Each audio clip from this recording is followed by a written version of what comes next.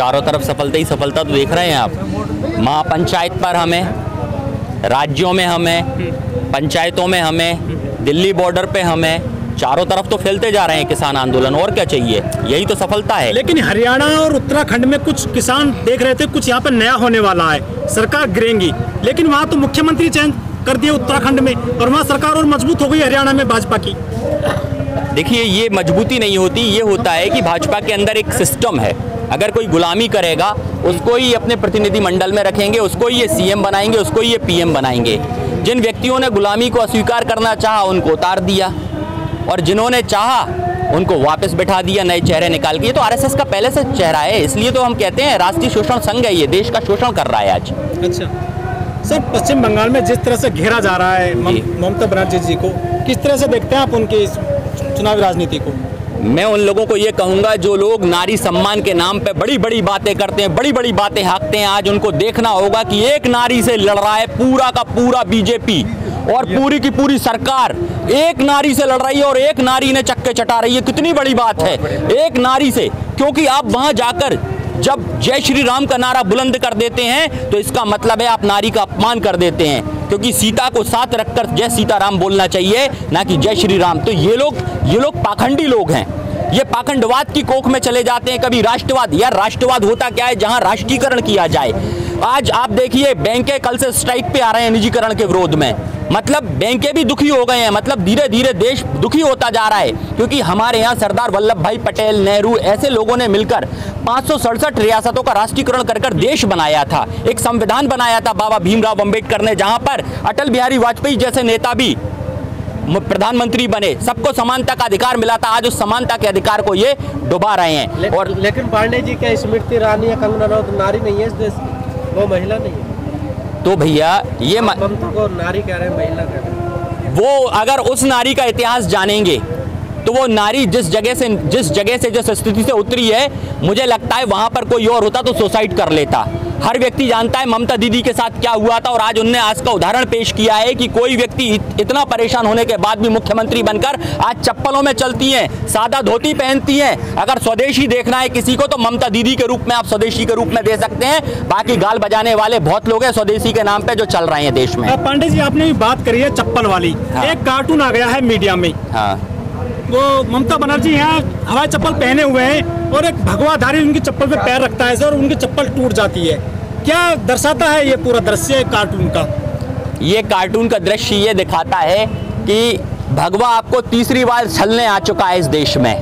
एक बार भगवा ने छला था राम के राज्य में, जहां रावण ने भगवा धारण कर सीता को हरा था। दूसरी बार भगवा ने छला था जब कृष्ण ने भगवा धारण कर कर्ण से कवच कुंडल मांग लिए थे। और तीसरी बार भगवा छल रहा है मोदी के राज में, जहां पर भगवा के नाम पर देश को लूटा जा रहा है, सरकारी संपत्तियां बेची जा रही हैं, जहां पर युवाओं से उनसे मुंह का निवाला, रोजगार, रोटी और सब छीनी जा रही है। आज किसानों को बंधुआ मजदूर बनाने की ओर ये देश चल गया है। तो बंगाल के अंदर जो जंजाल है ना, वो कंगाल बनाने की ओर है बंगाल को, और बंगाल के सेक्युलरिज्म को खतरा है वहां पर ऐसे पाखंडियों के आने से।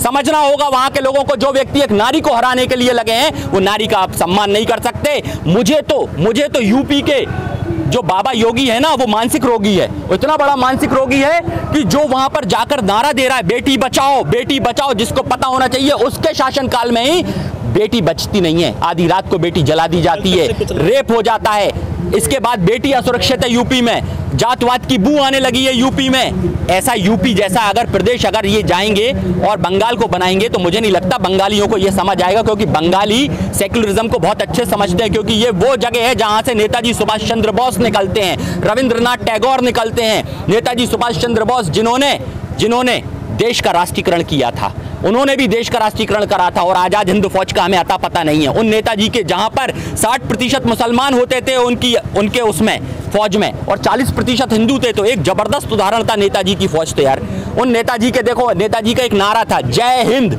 आज बताइए कौन जय हिंद बोलता है? सब वंदे मातरम, भारत माता की जय। अब मुझे बताइए, वंदे मातरम और भारत माता की जय कहने से क्या पेट्रोल सस्ता मिल जाएगा? क्या 100 रुपये क्या खाने वाला तेल सस्ता मिल जाएगा? क्या घर में मैं जो किराया देता हूं किराएदार का किराया पड़ जाएगा? फिर कैसे चलेगा ये देश? अर्थव्यवस्था से मैं एक सलाह देना चाहता हूं, अगर मोदी सरकार को झुकाना है तो मैं सबको ये सलाह दूंगा देश के अंदर, अगर मेरी आवाज़ जन जन तक पहुंच जाए, अगर आपको सरकार को घुटनों पे लाना है तो पता है आपका ही बैंकों में पैसा रखा है जिस पर कॉरपोरेट जगत अय्यासियां कर रहा है, अपने लोन माफ करवा रहा है, आपका पैसा डुबा रहा है, और जैसे जैसे बैंकों को निजी कर रहे हैं, डर है कल आपका पैसा बैंकों में से गायब हो जाएगा, आप कुछ नहीं कर पाएंगे। मैं कहता हूं अपना बैंकों में से पैसा निकालकर कुछ दिन के लिए घर में रख लीजिए, एफडीआई तोड़वाकर घर में रख लीजिए, आप देखेंगे जैसी अर्थव्यवस्था और डाउन जाएगी, शेयर डाउन जाएंगे, सरकार सर के बल नाचती हुई आपके घरों तक आ जाएगी और ये कहेगी जो कहेंगे हम वो करेंगे। सर पूरे दिल्ली के आसपास बड़े आंदोलन चल रहे हैं किसानों के, बाकी और राज्य में भी चल रहे हैं, लेकिन बीजेपी बड़े मजे से चुनाव लड़ती जा रही है। क्या उसको डर नहीं है अपने वोट बैंक खो जाने का, किसानों का जो बड़ा वोट बैंक है?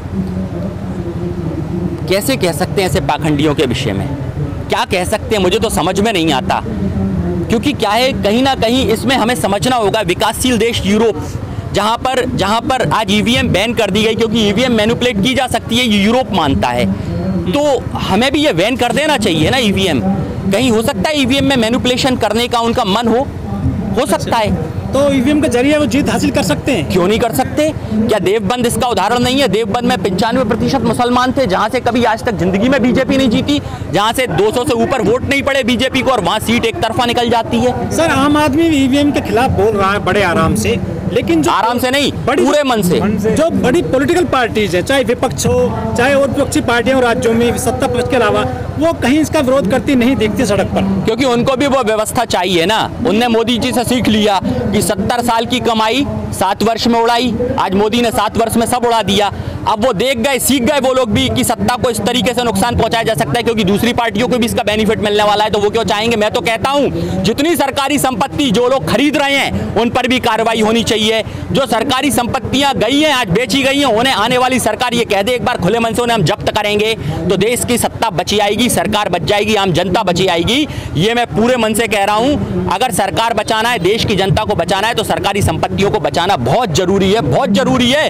क्योंकि जो चाह है, ये चाह ये भूख के समान है, और ये भूख जब लग जाती है तब वो नारा निकल पड़ता है कि चाह तन मन को गुनाहगार बना देती है, बाग के बाग को बीमार बना देती है, भूखे पेटों को देशभक्ति सिखाने वालों, भूख इंसान को गद्दार बना देती है, गद्दार बना देती है। ये गद्दारी तब आ जाएगी, देखिए, जब देश में रोजगार नहीं होगा, जब देश में रोटी नहीं होगी, जब आदमी भूखा मरेगा तो वो बागी बनेगा, वो बंदूक उठाएगा, वहाँ क्राइम बढ़ेगा। मैं फिर कहता हूँ, अगर आपको कहीं कुछ करना है तो पहले बिहार में कर दो, जहाँ पर एपीएमसी नहीं है, जहाँ पर सरकारी मंडियाँ नहीं हैं, वहाँ पर आप जाइए, पहले बिहार को 2 गुनी आय करके बताइए, और पंजाब जैसा उन्नत प्रदेश बनाकर बताइए। पंजाब में पौने 3 लाख रुपए सालाना आय है, और बिहार के अंदर मात्र 40,000 रुपए सालाना आय है किसान की, तो पहले उसको दुरुस्त कर दीजिए। 2006 में जिसको आपने क्या कहते हैं खराब कर दिया, जो IAS IPS सबसे ज़्यादा देता है, आज उस प्रदेश को आपने उजाड़ प्रदेश बना दिया, कोई बिहार जाना नहीं चाहता। सर जो बीजेपी के सांसद है सन्नी देओल, वो कहते थे कि 2.5 किलो का हाथ, ऐसे ही अब जो है बीजेपी में आ गए हैं टीएमसी के बाद से मिथुन चक्रवर्ती, और वो बीजेपी के खेमे में आ गए हैं। वो कह रहे हैं मैं कोबरा हूँ, डसेंगा यहाँ तो शमशान में चले जाएगा। 2 चीजें बता देता हूँ, देखो वो डांस तो पहले से ही करते थे, अच्छे डांसर थे, लेकिन जब तक वो ममता दीदी के साथ थे अच्छे डांसर थे, लेकिन अब जब वो इनके साथ आ गए तो जिस प्लेटफॉर्म पे अब वो डांस करेंगे वो मुजरा कहलाएगा। और ऐसा कोठा है ये भाजपा का, जहां पर हर व्यक्ति जो है ना उसके गले में एक पट्टा पड़ जाता है, और जब वो पट्टा पड़ जाता है ना तो सिर्फ वो चाटना सीख जाता है, इसके अलावा कुछ नहीं करता। और जिस कोबरा की ये बात कर रहे हैं, तो उन्हें मैं कह देना चाहता हूँ कि भाई ये कौन सी पार्टी है? ये भारतीय जनता पार्टी है, ये या भारतीय जानवर पार्टी है कि जहां पर कोई इसमें गीदड़ बनता है, कोई इसमें कोबरा बनता है, कोई इसमें लोमड़ी बन जाता है, तो है क्या ये चिड़ियाघर है क्या? अगर ऐसा है तो इस बार किसान इंसान है, जो पक्षी के लिए खाना मांगता है, जो इंसान के लिए खाना मांगता है, सारे समाज के लिए भोजन मांगता है, वो इंसान इस बार इनकी नसबंदी कर इन्हें पिंजरों में भेजने तैयार है। और ऐसे कोबरा जो डसने वाले हैं उनका हम जहर निकालकर और वहां पिंजड़े घर में भेजेंगे, जहां पर लोग इन्हें पैसे देकर देखने आएंगे। सर मिथुन के बेटे पे कई संगीन आरोप हैं, इसके अलावा जो उसमें जो दूसरा चिटफंड घोटाला उसमें भी नाम है मिथुन का, क्या बचने का एक जरिया है बीजेपी में जाना मिथुन का? देखिए, जिस तरीके से बीजेपी ने न्यायपालिका, है ना, पत्रकारिता, विधायिका और कार्यपालिका जिस प्रकार से चारों स्तंभों को अपने हाथ में रख रखा है, उसका वो दुष्प्रभाव और उसका दुरुपयोग कर ये हर व्यक्ति को खरीद रही है, हर व्यक्ति पे दबाव बनाकर। मैंने कहा ना, कब तक आदमी नहीं झुकेगा यार? आदमी है, चट्टान थोड़ी है, दबाव में तो चट्टान भी गिर जाती है। तो ये तो इंसान है, भौतिकतावादी हो चुका है इंसान, और जो भौतिकतावादी है वो तो टूटेगा, और जिसके ऊपर केस चल रहे हैं वो तो टूटेगा। स्वयं बात है, देखिए ना, अर्नब गोस्वामी, पुलवामा में चैट लीक होती है, लेकिन उसकी क्या कहते हैं 7 दिन में बेल हो जाती है, और कोई NSA में भी अगर गिरफ्तार हो जाता है तो जिंदगी भर चक्की पीसता रहता है। तो ये दोयम दर्जे की जो क्या कहते हैं कानूनी व्यवस्था है ना, पहले इसको ठीक करना होगा हम आपको। और मैं कहता हूं जो कानून आपकी अभिव्यक्ति व्यक्त नहीं कर सकता, वहां पर कानून की पवित्रता खत्म हो जाती है, और ऐसे कानून को ना मानना ज्यादा अच्छा है। और ये वक्त आने वाला है कि लोग देश के सुप्रीम कोर्ट के फैसलों को नकार देंगे, क्योंकि अविश्वास इतना हो गया है, हमारा विश्वास खत्म हो चुका है आज देश में चारों तरफ से। ये अविश्वास ही है जहां पर लोग सड़कों पर पड़े हैं। सर, जो किसान है वो पश्चिम बंगाल भी जा रहे हैं, कुछ असर पड़ेगा किसान आंदोलन के चुनाव पर? देखिए, मुझे ऐसा लगता है, ये मेरी निजी राय है, किसान जाएं और किसान साथ में जो पुलवामा अटैक में 40 शहीद हुए थे उनकी बेवाओं को लेकर भी जाएं, उनकी बेवाओं को लेकर जाएं और बताएं ये कैसा नारी सम्मान है, जहां पर 40 बेवाओं को आज उनका ध्यान नहीं रखा जा रहा है, उनके शहीदी के नाम पर वोट मांग लिए गए। ये तो वो सरकार है जो शहादतों पर वोट मांग ले। और मोदी तो इतना बड़ा नौटंकी है यार, जिसके चरणों में लोटा था ना, जिसके चरणों में लोटा था वाजपेयी के, उसको लोटों में बिकवा दिया चारों तरफ।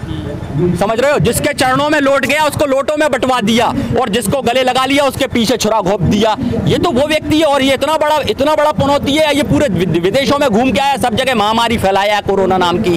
तो ये तो पनौती है जब से ये देश में आया है। आप देख लीजिए, देश के अंदर आज अर्थव्यवस्था तो डाउन गई है और पूरा देश परेशान हो गया है।